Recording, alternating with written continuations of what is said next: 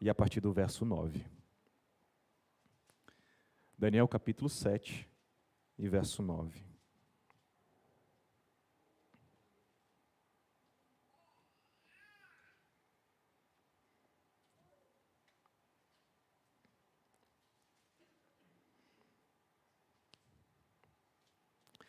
Eu vou ler na Nova Almeida atualizada, uma versão que nós temos utilizado aqui na plantação da ICE Curitiba.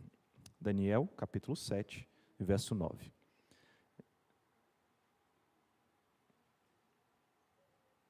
Diz assim: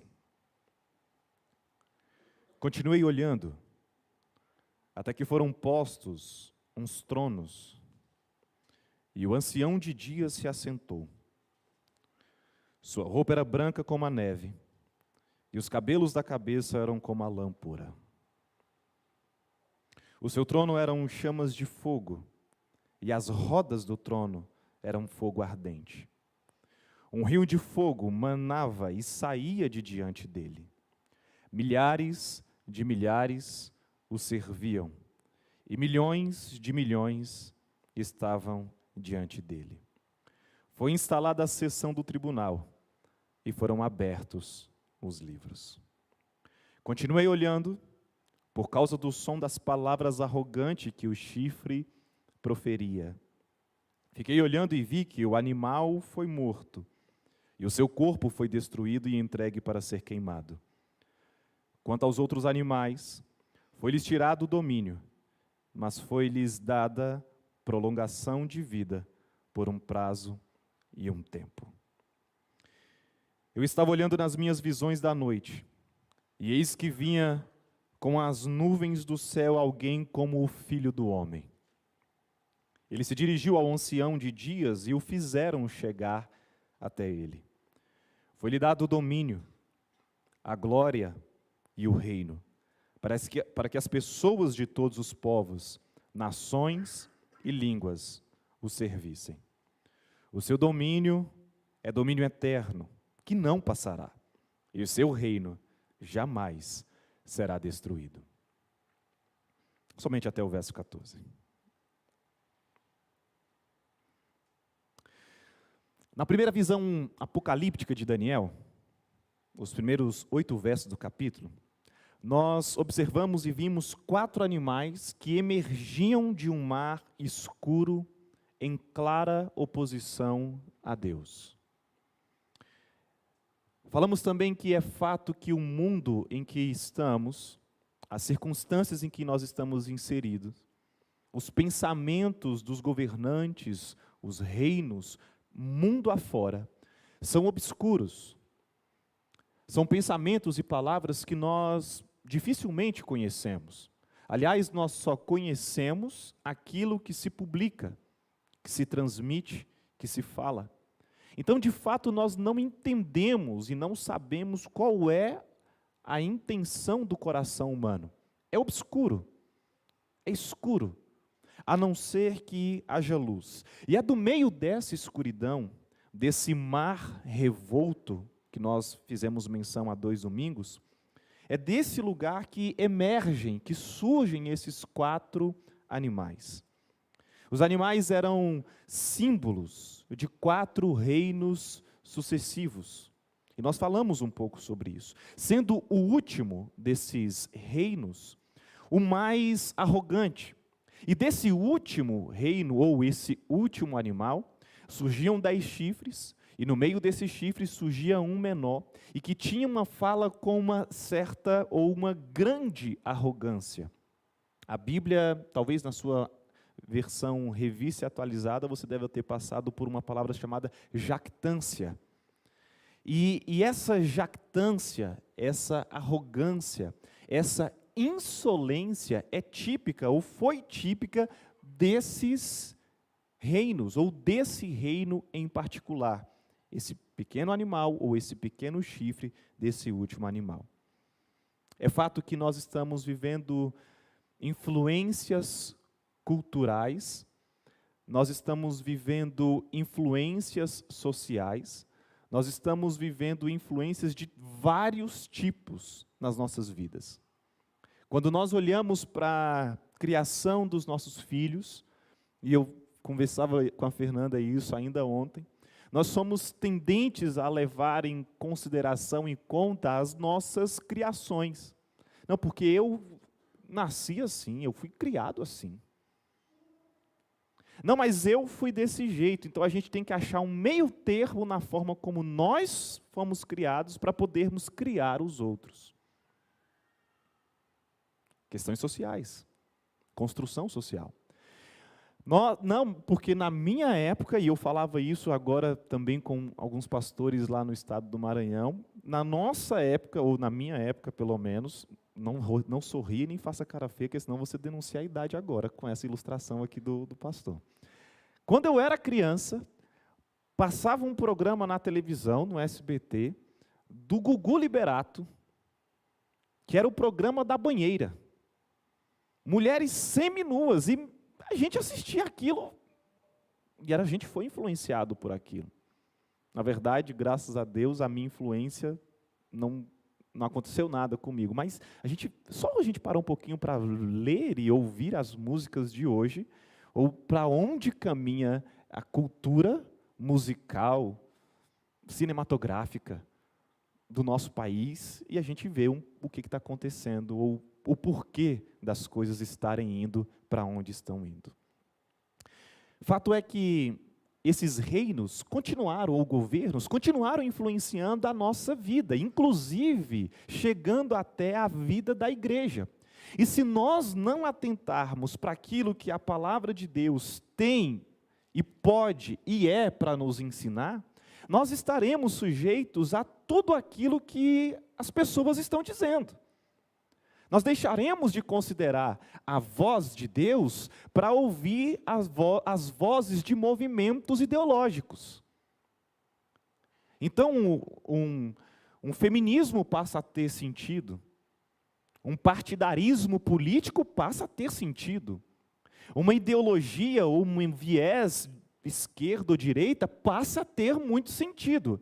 Por quê? Porque se eu não estou pleno e convencido de quem Deus é, de quem é o seu inimigo, do que é o reino dos céus, do que existe o inferno, eu passo a dar vazão a tudo aquilo que essa sociedade, esses governos, essas formas corruptas de governar, de construir socialmente, de mostrar um ensino público ou privado superior, e a gente começa a ter influência de todas as pessoas. Nosso professor passa a ter uma voz mais importante do que a voz de Deus.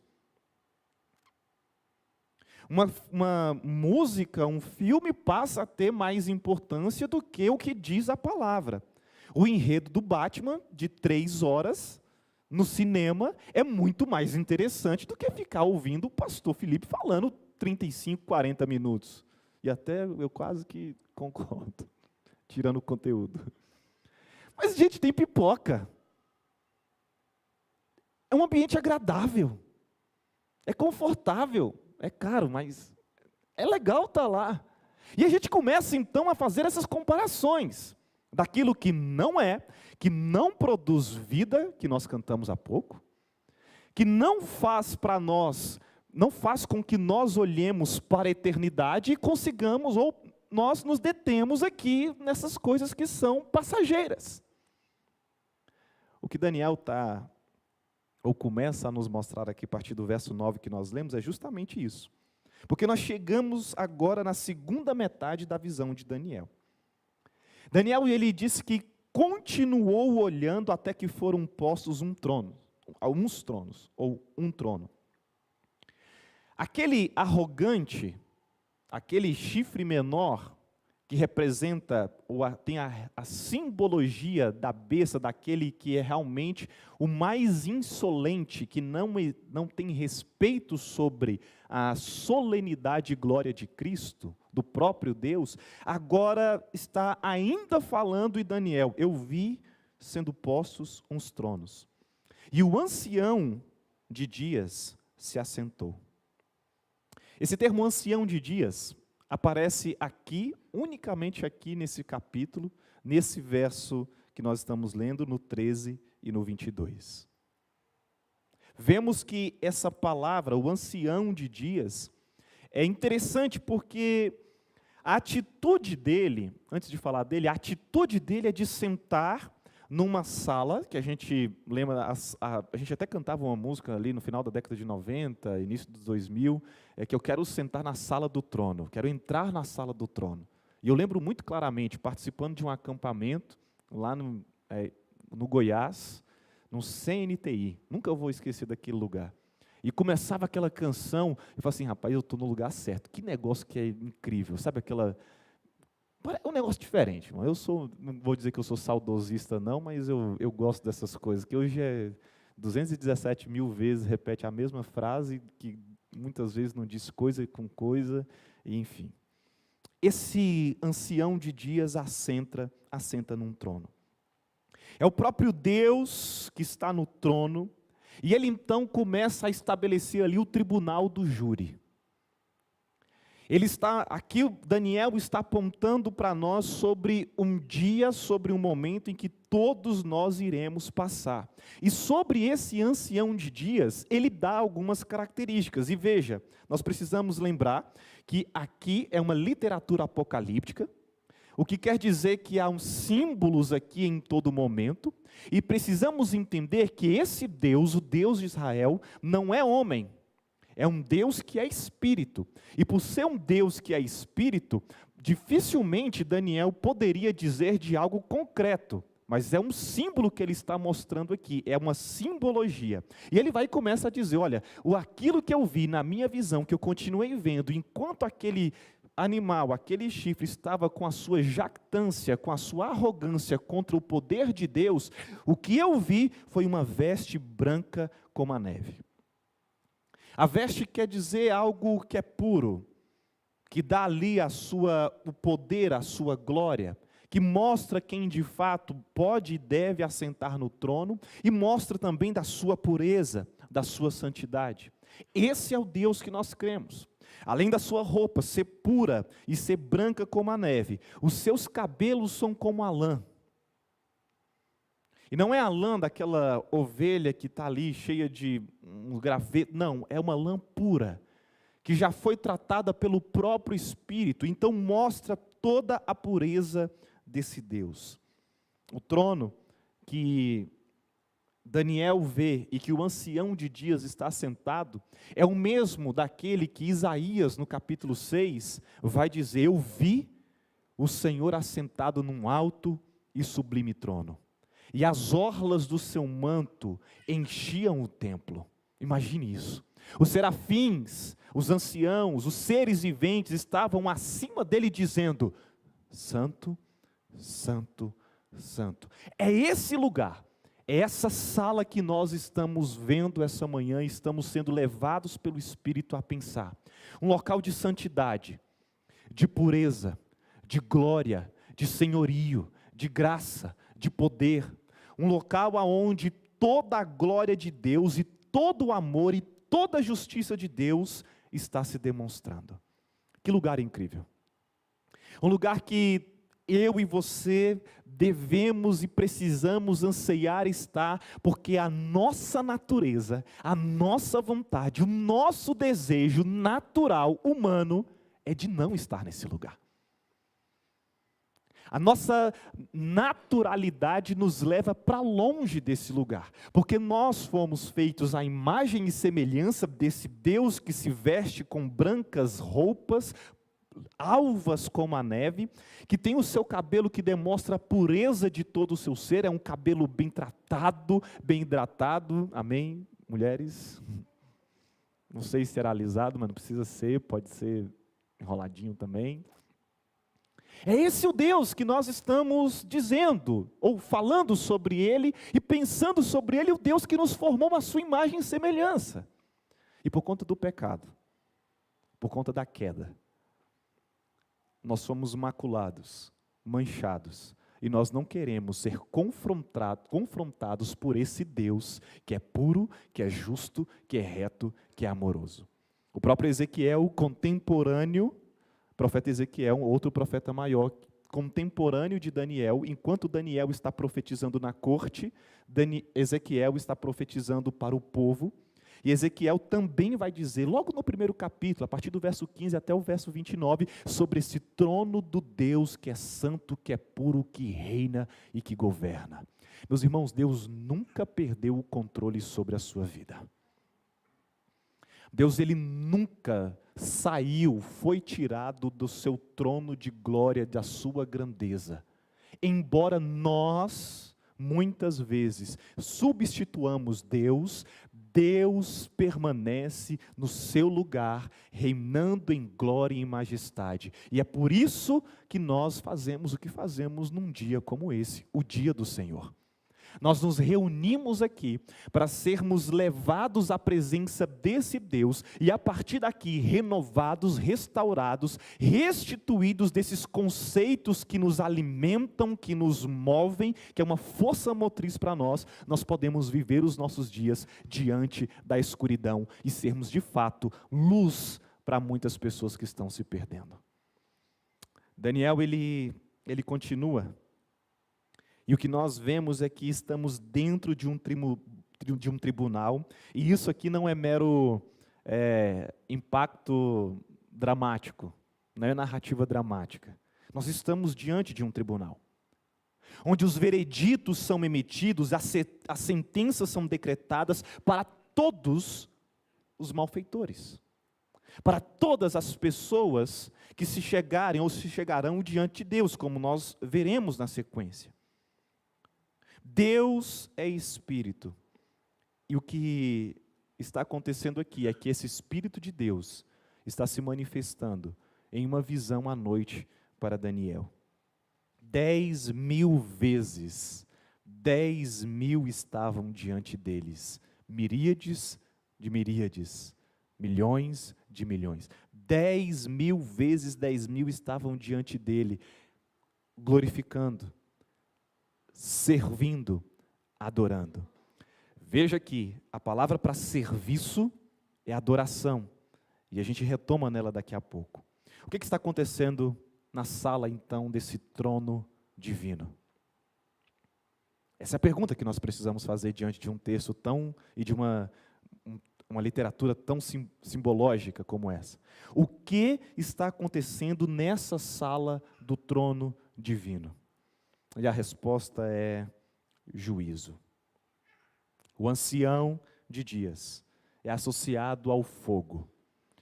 O seu trono é feito de fogo. As rodas do seu trono é feita de fogo. E na Bíblia o fogo pode ter dois significados. E aqui eu já quero fazer o alerta para você pensar nessas músicas de fogo, fogo, fogo, fogo, fogo. É o fogo, fogo, incendeia, fogo, traz o fogo. Começa a pensar nisso aqui agora que eu vou te falar, agora à luz dessa exposição. Pelo menos dois significados tem para o fogo na Bíblia. O primeiro deles, purificação. Quando se fala de fogo na Bíblia, está falando de purificação. Tira a escória, ou seja, a sujeira da prata. E aí eu tinha que até conversar com o Ricardo, Como é que se purifica um material? Fogo. Eleva ele a altas temperaturas. E a impureza vai ser separada. De algumas maneiras, uma delas, uma força centrífuga. Você consegue separar aquilo que é puro daquilo que não é. Pureza. O fogo é que limpa. O fogo é que purifica. O fogo é que tira tudo aquilo que é impuro e deixa somente, literatura de novo, Provérbios, Provérbios 25, 4. Deixa somente a prata para o seu fundidor para poder ser tratado. É com pureza que Deus trata. Deus não trata com a sujeira. Deus não tem compromisso com aquilo que é impuro. E é por isso que o fogo é esse primeiro significado que nós encontramos na Bíblia como purificação. O segundo deles, que é o que nós estamos aqui vendo, juízo, condenação. Meus irmãos, o céu existe, amém? Você não precisa ficar calado, essa você pode responder. O céu existe, amém? O inferno também existe, amém? Amém também. Eu sei que o amém agora é mais complexo. Porque a gente tem uma noção, e a gente ouve muitas coisas em muitos lugares falando sobre o céu. Eu vou morar no céu, eu quero ir para o céu, a gente gosta de falar sobre o chão de ouro do céu. Que no céu tem a gente gosta de falar sobre o céu até falando as coisas que vai ter no céu. Não, no céu vai ter doce de leite feito pela minha avó, que eu comi essa semana. Amém. No céu vai ter não sei o quê. A gente começa a colocar algumas coisas que a gente gosta muito no céu. Mas a gente fala pouco do inferno. Mas o inferno existe. Não existe um estágio intermediário. Não existe um estágio pré-céu ou pré-inferno. Ou é céu ou é inferno. Não tem outro jeito. Ou é ou não é. E o que Deus está fazendo aqui, ou esse ancião de dias, na linguagem de Daniel, é exercer o seu juízo sobre todas essas pessoas. O juízo é executado contra o grande animal. Versículo 11. Aquele animal que se levanta com toda a sua jactância, com toda a sua prepotência e arrogância, com palavras insolentes contra Deus, esse animal é julgado. O seu corpo é destruído e queimado nas chamas da ira divina. Então Deus se ira? Sim. Mas Ele não peca. Então quer dizer que existe a ira de Deus? Existe. E meus irmãos, como eu oro para que o Senhor nos livre da sua ira. A literatura de João, também uma literatura apocalíptica, no capítulo 22 ele fala sobre um Deus que é justiça, que demonstra a sua ira julgadora sobre todos aqueles que não caminharam de acordo com a sua vontade. O verso 12 ele traz para nós uma continuação daquilo que aconteceu com esse animal, ou o restante dos animais. O restante dos animais são privados de seu domínio. Veja, eles agora não têm mais domínio sobre a terra, porém, eles estão presentes como sombra do seu estado poderoso de um dia. Você conheceu ou já conhece? Não precisa responder, essa você pode ficar quieto. Você conhece alguém que vive da sombra do passado? Porque um dia ele foi, mas não é mais. Teve poder, mas não tem mais. O que nós estamos vendo aqui é justamente isso. Reinos e governos passados e antepassados do Brasil colônia, do Brasil império, começo da república, ou então de antes da história, de 2000 anos para cá, influências que foram sofrendo, a igreja foi sofrendo, e de alguma certa forma nós fomos perdendo e deixando e abandonando Deus em algumas circunstâncias, em alguns vieses. Veja, o tempo foi passando.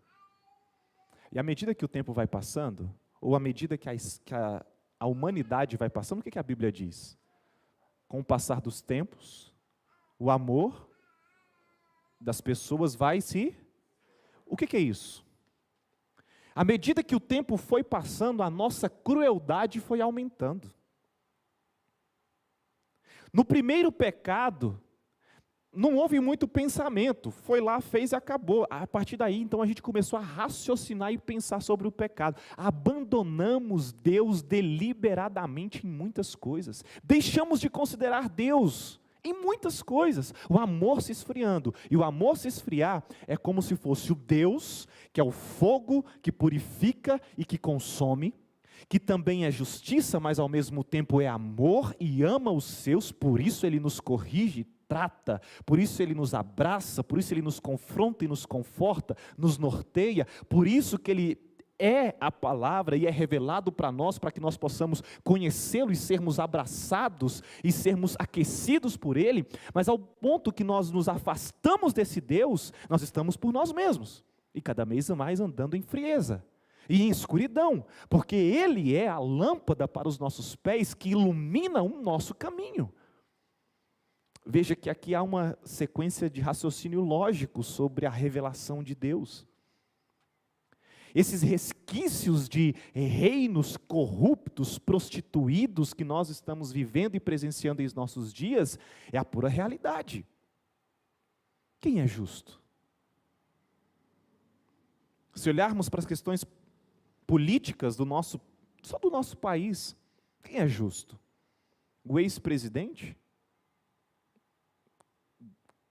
Visivelmente alguém perturbado? Viciado? Ou o atual presidente que arroga para si um certo conservadorismo e já está no seu 3º ou 4º casamento? Quem é que nós vemos que seja de fato justo como o nosso Deus é justo? Nós precisamos entender e pensar que esses homens são falhos. Claro, precisamos também entender que, diante daquilo que está diante de nós, precisamos fazer um bom julgamento à luz da palavra. O que é bom? Talvez a gente não consiga achar, né, o que de fato é bom. Mas o que é menos pior para o nosso país agora? À luz do Evangelho, o que eu preciso pensar nos meus filhos, nos meus netos? O que vai ser melhor para a nossa nação? Precisamos olhar os fatos. O que está acontecendo na América Latina com governos de esquerda? O que está acontecendo no mundo com governos de direita? Que critérios são esses que o mundo está estabelecendo? São critérios bíblicos? E aqui eu vou ficar com uma pergunta só retórica, não vou responder. O fato é que nós nos aproximamos diante de Deus e da sua palavra, ou devemos nos aproximar diante de Deus e da sua palavra, com temor e grande temor, tremendo diante daquilo que Deus é para nós, porque nós não somos guiados, conformados, confrontados, simplesmente por palavras e menções humanas, porque isso não nos modifica. A história da minha vida pode te emocionar, mas jamais vai te transformar. A história da sua vida pode emocionar muitas pessoas, pode fazer até que você ganhe amizades, recursos, enfim, mas não vai transformar a vida dessa pessoa. Melhor, não vai tirar ela do império das trevas e transportar para um reino de luz. Somente o poder de Deus, por meio do Espírito e a obra de Cristo na cruz do Calvário, é que tem o poder para transformar Curitiba, o Paraná, São Paulo, Rio, o Brasília, o Distrito Federal, o Brasil, a América Latina, o mundo. E é isso que está diante de nós. Um convite para nós olharmos para a eternidade e não somente para o já, para o agora. Porque o agora vai passar, vai acabar. Deus queria que Daniel soubesse que a vitória suprema dele sobre o mal demoraria um longo tempo para chegar. O governo pleno, perene, supremo do Deus de Israel, do ancião de dias, e desse que a gente já vai chegar, né, no versículo mais difícil, né, do Filho do Homem. Esse governo, embora estivesse iniciando ali, e a gente vai falar sobre isso, não era para o momento. Por ora, embora esse Deus estivesse julgando e derrotando a serpente debaixo dos seus pés, o inimigo, aquele pequeno chifre daquele animal que foi morto, nós ainda iríamos ter alguns dias. Na teologia nós chamamos isso de salvação, como já, mas ainda não. Já vivemos entendendo a iluminação do Espírito sobre as nossas vidas, sobre a justificação. Jesus te justificou. Já não há mais condenação para aqueles que estão em Cristo. Não existe pecado que Deus não possa perdoar. Não existe problema que Deus não possa resolver. Não existe impossível que Deus não possa tratar. Não existe algo tão grande, tão complexo, tão estrondoso que Deus não possa falar assim: eu estou no controle, eu promovo a paz. O Léo leu, né? Salmo 46. É o Deus de Israel quem faz cessar as guerras. É o Deus de Israel quem dá ordem para os mares revoltos. É o Deus de Israel que coloca luz sobre a escuridão. E é por isso que nós estamos aqui. É por isso que é nessa fé, ou acreditando nesse Deus, é Ele quem está nos movendo. O governo de Deus não chegará de uma forma consumada. Daniel observa isso, no fim dos seus 70 anos de exílio. Lembra que Daniel aqui, a cronologia é difícil, né? O capítulo 6, ele já era um homem já ancião, que passou 7 décadas ali servindo desde Nabucodonosor a Belsazar, passando por todos os reinos, Dario, Ciro.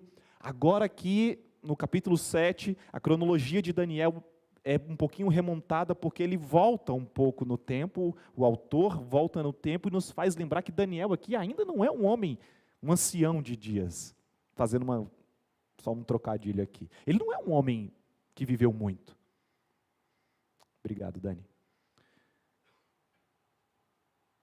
Ele aqui ainda está vivendo talvez aquele ápice da sua capacidade de força, de intelecto. Eu brinquei essa semana, né? Gente, participar de um acampamento todos os dias, acho que ou mudou ou eu estou ficando velho. Ou as duas coisas. Mas aquele pique no quarto dia já não é mais o mesmo do primeiro. Até os mais novos, né? Falam assim, acho que eu estou nisso aí já, então, pastor. Eu vi a Giovana falando assim, né, eu te olhei nessa hora. O governo de Deus, ele se estabelece com Cristo, e a gente vai ver isso aqui. E aqui a gente precisa pensar que os reinos, os governos, eles não passarão impunes pela terra.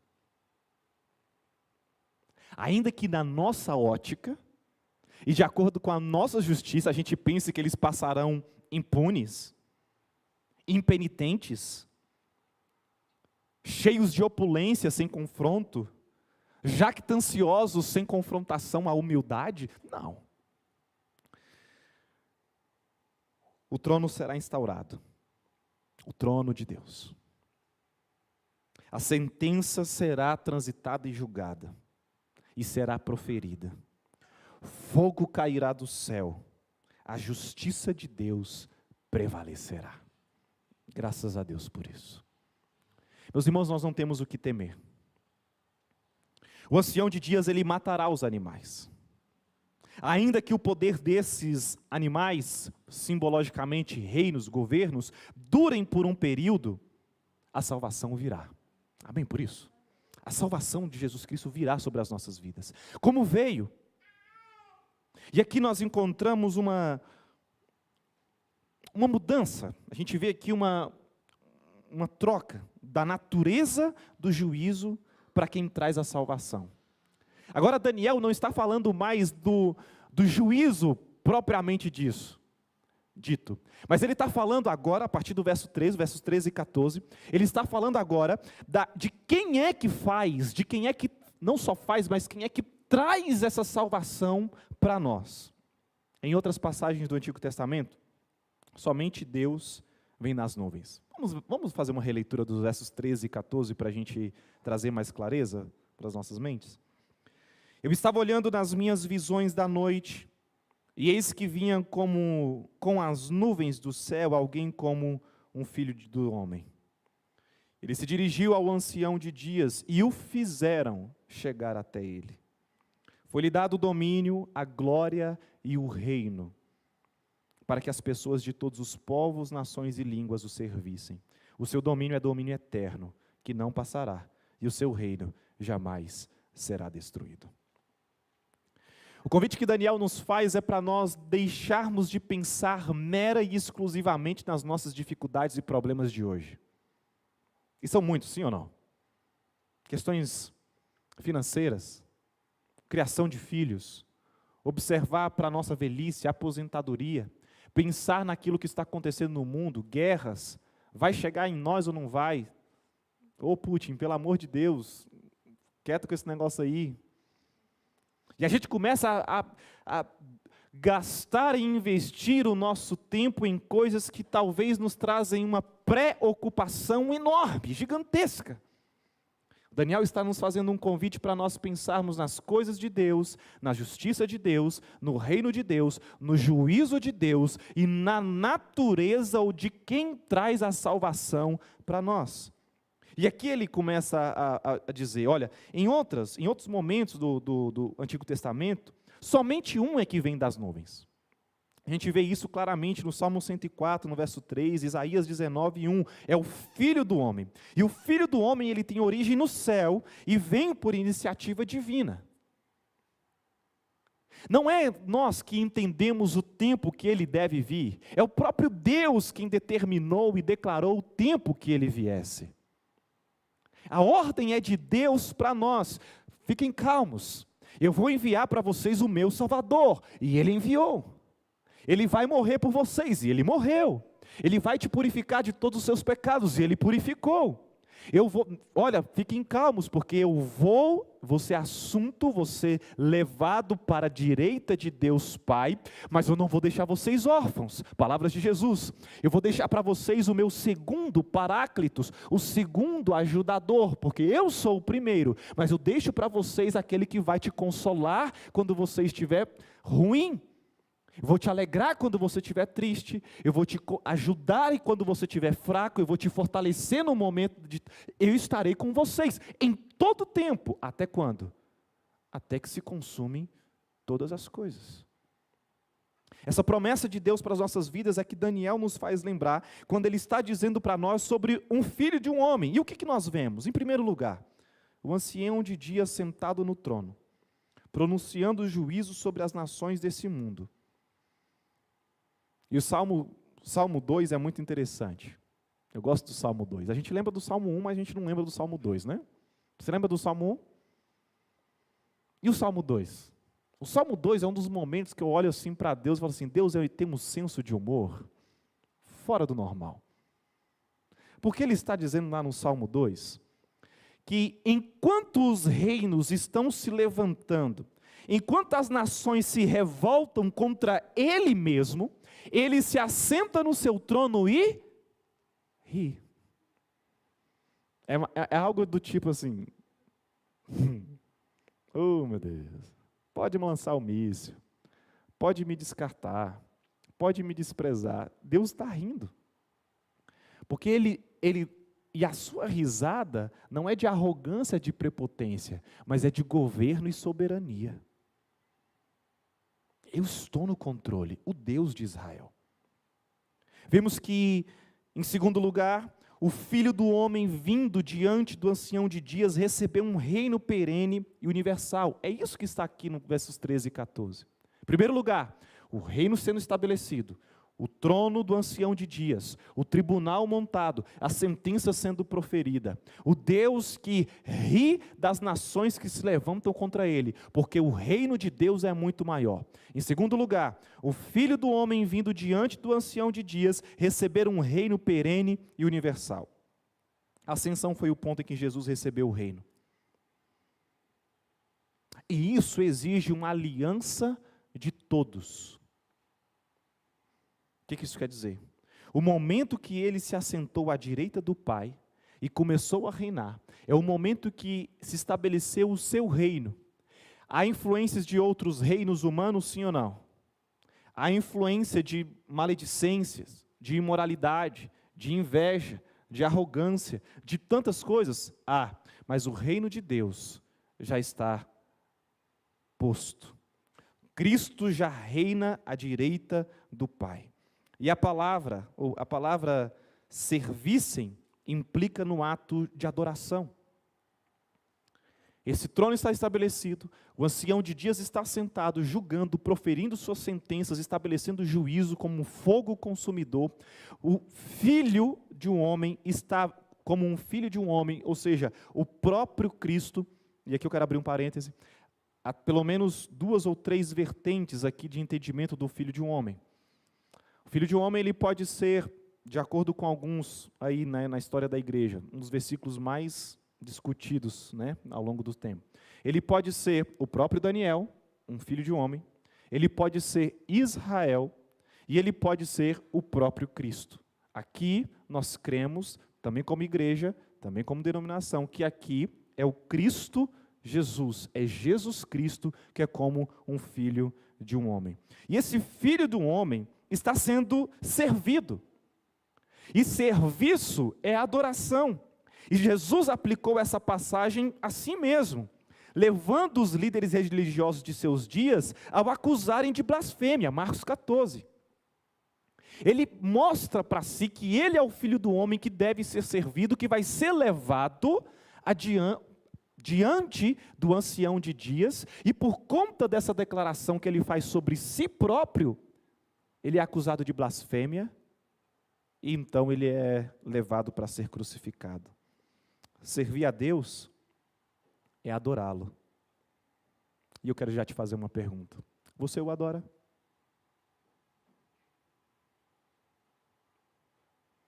Você está seguindo a esse Deus? a esse Cristo.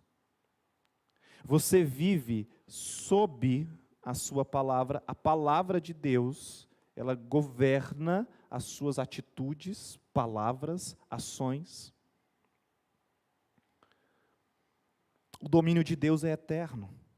Ele recebe a soberania de Deus e exerce domínio simbolizado pela pedra que feriu a estátua do sonho de Nabucodonosor. Lembra no capítulo 2 de Daniel? Se você não lembra, eu faço um convite para você ler Daniel 2. Há uma pedra que é lançada sobre aquela estátua, daqueles 4 materiais, do mais precioso para o menos precioso, e aquela pedra destrói. Aqui, se lá era um material que ia contra animal, aqui é um filho de um homem, também tipificado, né? Lá no versículo 8, com aquele chifre, porque ele tem voz, né? Ele tem voz que pode ser ouvida, há ali uma ofensa de fato oral, e aqui o filho de um homem, como um filho de um homem, é isso aqui, e o termo no aramaico é como um filho de um homem em contrapartida aos animais. E também pode ser o próprio Cristo. Veja, o Filho de um homem, o próprio Jesus Cristo, falado tantas vezes, dito tantas vezes sobre ele, está aqui diante de nós. E nos evangelhos, os sinóticos, Mateus, Marcos e Lucas, são citadas 69 vezes, referências ao próprio, é o título que Jesus usa mais, ele não fala assim, eu sou o mestre, todos eles ele se usa, mas ele usa mais o Filho do homem. É o título que ele mais usa. No Evangelho de João aparece pelo menos 12 vezes uma referência a Jesus Cristo sendo o Filho do homem. E esse Filho do homem reina em glória, poderosamente, vitoriosamente, e assim ele voltará para buscar triunfantemente a sua igreja. Nós. O Filho de um homem, ou o Filho do homem é o seu Salvador, reinando no céu agora mesmo. Em que área da sua vida você mais precisa se lembrar dessa verdade? Será que estamos nos detendo somente nas questões imediatas? Ou será que nós estamos tendo em vista o nosso futuro, reinando em glória, junto com o Filho? Eu vou repetir. O Filho do homem é o seu Salvador, reinando no céu agora mesmo. E isso é a coisa mais importante que nós devemos pensar durante os nossos dias. Nós não vamos conseguir lidar com as circunstâncias dentro da nossa casa só com os nossos jeitos. Heranças dos nossos pais, avós, tios. Nós não vamos lidar com as questões desse mundo, circunstâncias que nos são impostas, simplesmente com as nossas habilidades e talentos. Nós precisamos do reino de Deus, da soberania de Deus, da convicção de que o nosso Salvador, o Filho do homem, vive. E Daniel está nos levando a pensar sobre isso. O título dessa série, né, é Firmes em Meio aos Confrontos. Quer um confronto maior do que esse? De pensar na eternidade e pensar na brevidade da vida? O seu problema é difícil? Eu imagino que sim. Cada um sabe onde estão as suas dificuldades. Mas o seu Deus é maior. O nosso Deus é maior. Você está comprometido a tornar o nome dele conhecido até os confins da terra? Quando Jesus ele é levado aos céus para reinar em glória e estabelecer o seu trono à direita de Deus, o Pai, ele nos dá ou faz para nós a grande comissão.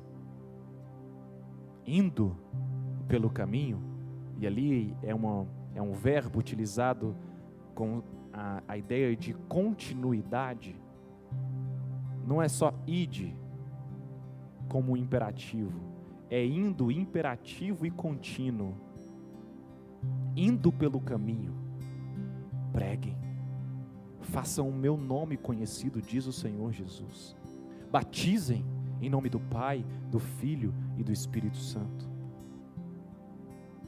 O batismo é aquele distintivo na vida cristã. É aquele momento da sua confissão pública de fé. Eu creio no Senhor Jesus como meu Senhor. Ele reina, Ele governa, Ele é meu Criador, é o meu Salvador. Ele me tirou do inferno e me colocou no céu. Esse momento tão importante, indo pelo caminho, façam discípulos, façam imitadores meus, diz o Senhor Jesus. Será que nós estamos comprometidos em tornar o nome dEle conhecido até os confins da terra? De que maneira esse comprometimento pode moldar o seu dia hoje? Ou seja, naquilo que você vai fazer hoje, naquilo que você vai fazer amanhã. Como é que você vai tornar o nome de Deus conhecido enquanto você faz o que você faz? Como é que você vai dar testemunho desse Deus, desse ancião de dias, que reina, que governa, que assenta num trono, que... Imagina, gente, as rodas flamejantes, parece uma Marvel.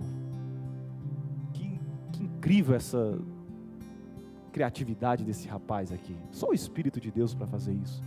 Um trono de fogo, que demonstra o seu poder, que purifica, que exerce juízo sobre os malfeitores. Que nós sejamos levados a pensar, que o Espírito Santo de Deus nos confronte, nos mova do nosso lugar e nos leve a entender que o nosso Senhor, o nosso Salvador, reina no céu gloriosamente. E nós precisamos nos comprometer em tornar o nome dEle conhecido.